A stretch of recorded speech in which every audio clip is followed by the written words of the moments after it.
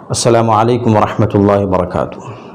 اگر ناپاکی کی حالت ہے اور آپ کو غسل کرنا ہے، اور اگر آپ کو غسل کرنے کا صحیح طریقہ نہیں معلوم، تو ظاہر سی بات ہے آپ کی ناپاکی کی حالت دور نہیں ہوگی اور آپ ہمیشہ ناپاکی کی حالت میں بنے رہیں گے۔ اور اب اگر آپ نماز پڑھتے ہیں، تلاوت کرتے ہیں، تو وہ نہ نماز ہوگی آپ کی اور نہ تلاوت ہوگی، بلکہ الٹا گناہ ہوگا۔ لہٰذا غسل کرنے کا صحیح طریقہ کیا ہے اور غسل کرنے میں کتنی چیزیں ضروری ہیں، اس کا جاننا ہر مسلمان کے لیے بہت ضروری ہے۔ یہاں پر کل 11 چیزیں ہیں جن کا غسل میں دھونا اور جہاں تک پانی پہنچانا بہت ضروری ہے۔ عام طور پر لوگ یہ سمجھتے ہیں کہ کلی کر لینا، ناک میں پانی پہنچانا اور پھر سارے بدن پر پانی ڈال لینا یہ کافی ہو جاتا ہے، لیکن اس میں ذرا باریکی ہے۔ فقہ کی دیگر کتابوں میں آپ دیکھیں تو وہاں پہ یہ باریکی سمجھ میں آتی ہے اور اس کی تفصیل سمجھ میں آتی ہے۔ تو کل 11 چیزیں ایسی ہیں جن کا غسل میں دھونا بہت ضروری ہے، لہٰذا یہ بہت اہم ویڈیو ہے، اس کو آخر تک دیکھیے اور جو آپ کے دوست احباب ہیں ان کے ساتھ اس ویڈیو کو شیئر بھی کریں۔ چلیے میں شروع کرتا ہوں۔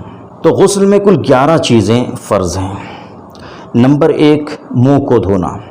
یہ جو منہ کے اندر کا حصہ ہے اس کو اچھی طرح دھونا، کلی کرنا، اور اگر روزے کی حالت نہیں ہے تو خوب غرغرہ کرنا کہ کوئی بھی جگہ خشک نہ رہ جائے، اور اگر روزے کی حالت ہے تو پھر احتیاط سے دھونا کہ پانی کے قطرات حلق کے نیچے نہ اتر جائیں۔ اگر پانی کا ایک قطرہ بھی حلق کے نیچے اتر گیا تو پھر روزہ خراب ہو جائے گا۔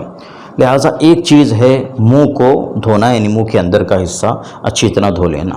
دوسری چیز ہے ناک کو دھونا، یعنی ناک کے اندر کا حصہ دھونا اور نرم حصے تک پانی پہنچانا، اور ناک میں جو ریزش ہوتی ہے اس کو بھی اچھی طرح صاف کرنا، جہاں تک ممکن ہو ناک کو خوب اچھی طرح دھونا اور ناک صاف کرنا اور ناک کے نرم حصے تک پانی پہنچانا، یہ دوسری چیز ہے۔ تیسری چیز یہ ہے کہ پورے بدن کو ایک بار دھونا، ایک بار کم از کم پورے بدن کو اچھی طرح دھونا کہ کوئی جگہ خشک نہ رہ جائے۔ اب اس کی تفصیل میں اور بھی کچھ چیزیں بیان کی جاتی ہیں، وہ دھیان سے سنیں، جس کو فقہا نے الگ سے لکھا ہے کہ پورے بدن پر پانی ڈالنا، اور اس کے بعد کچھ چیزیں الگ سے لکھی ہیں کہ ان کا بڑا خیال رکھنا۔ تو ایک چیز ہو گئی، تیسری چیز پورے بدن کو ایک مرتبہ کم سے کم دھونا۔ نمبر 4 یہ ہے کہ مرد اپنی شرمگاہ، اگر وہ مختون نہیں ہے، اگر اس کا ختنہ نہیں ہوا ہے، نیا نیا اسلام میں داخل ہوا ہے یا کسی وجہ سے ختنہ نہیں ہو سکا ہے،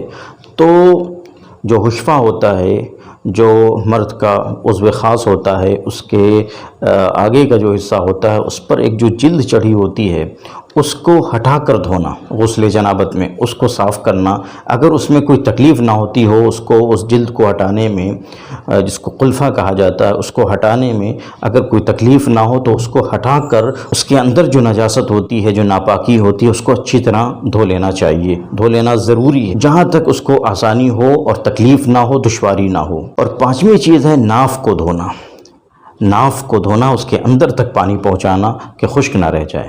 6ٹھی چیز ہے کہ عورت نے یا لڑکی نے اپنے کان چھدوائے ہیں، اب وہ سوراخ ہے، وہ بند نہیں ہوا ہے، اگر سوراخ کرایا تھا اور وہ بند ہو گیا تو اب ظاہر سی بات ہے اس کے اندر کہاں سے پانی پہنچے گا، تو اوپر پانی پہنچ گیا، کافی ہے۔ لیکن بعض سوراخ ایسے ہوتے ہیں جو بند نہیں ہوئے، مثلا کان کا سوراخ جہاں بالی پہنی جاتی ہے، یا ناک کا سوراخ، یا بدن کے اور بھی حصوں میں کوئی سوراخ ایسا کیا گیا، تو اس سوراخ کے اندر پانی پہنچانا بہت ضروری ہے، وہ جگہ خشک نہ رہ جائے۔ اور 7ویں چیز یہ ہے کہ بال جو چوٹی کیے ہوئے ہیں، اگر عورت نے بالوں کی چوٹی کی ہوئی ہے اور اس کے بال بڑے ہیں تو پھر عورت پر ضروری نہیں ہے کہ وہ چوٹی کھولے، بلکہ اگر بال کی جڑوں تک پانی پہنچ جا رہا ہے تو عورت کے لیے کافی ہے۔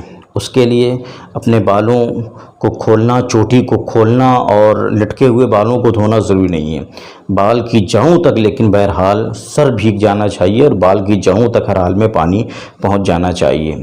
اور اگر کسی مرد نے اتنے بڑے بال رکھے ہیں کہ اس نے چوٹی سے باندھ لیا ہے، اس نے چوٹی کیا ہوا ہے، تو ہر حال میں مرد کے لیے ضروری ہے، اگر اس کو غسل کی ضرورت ہے، غسل جنابت اس کو کرنا ہے، چاہے بال کی جڑوں تک پانی پہنچے یا نہ پہنچے۔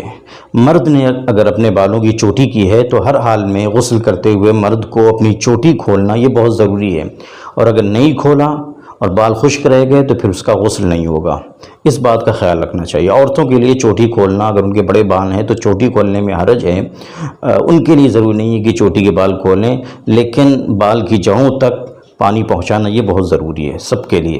8ویں چیز ہے کہ داڑھی کی جو جلد ہے، داڑھی جو ہوتی ہے، اگر گھنی داڑھی ہے یا کیسی بھی داڑھی ہے، داڑھی کی جلد تک پانی پہنچانا۔ بہت گھنی داڑھی ہے تو اوپر اگر اپنے پانی بہا لیا اور نیچے خشک رہ گیا تو پھر غسل نہیں ہوگا۔ تو داڑھی کی جو کھال ہوتی ہے نیچے، وہاں تک پانی پہنچانا، اچھی طرح پانی پہنچانا ضروری ہے۔ 9ویں چیز ہے کہ مونچھ کی جو کھال ہے، مونچھیں اگر بڑی ہیں، کسی کی بھاری مونچھیں ہیں تو ایسے پانی بہا لیا تو بسا اوقات مونچھ کے اندر کا حصہ خشک رہ جاتا ہے، تو مونچھیں اگر ہیں تو ان کے نیچے اچھی طرح پانی پہنچانا اور مونچھ کی کھال کو بھگو لینا، اچھی طرح وہاں پانی پہنچانا یہ ضروری ہے، خشک نہ رہنے پائے وہ جگہ۔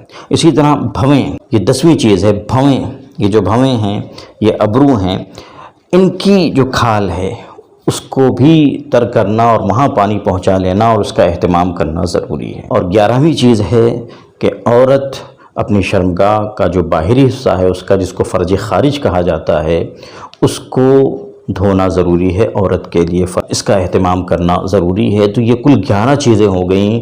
ان اعضاء کو، ان چیزوں کو غسل میں، ناپاکی کی حالت جو ہوتی ہے اس کے بعد جو غسل کی ضرورت پیش آتی ہے، اس غسل میں ان چیزوں کو دھونا، ان 11 چیزوں کو دھونا ضروری ہے۔ اگر یہ جگہیں خشک رہ گئیں تو غسل نہیں ہوگا، اور جب غسل نہیں ہوگا تو نماز صحیح نہیں ہوگی، تلاوت صحیح نہیں ہوگی، اور ہمیشہ آدمی ناپاکی کی حالت میں رہے گا اور گناہ گار ہوگا۔ اس ویڈیو کو دوستوں کے ساتھ شیئر بھی کریں، کمنٹ کریں۔ والسلام علیکم ورحمۃ اللہ وبرکاتہ۔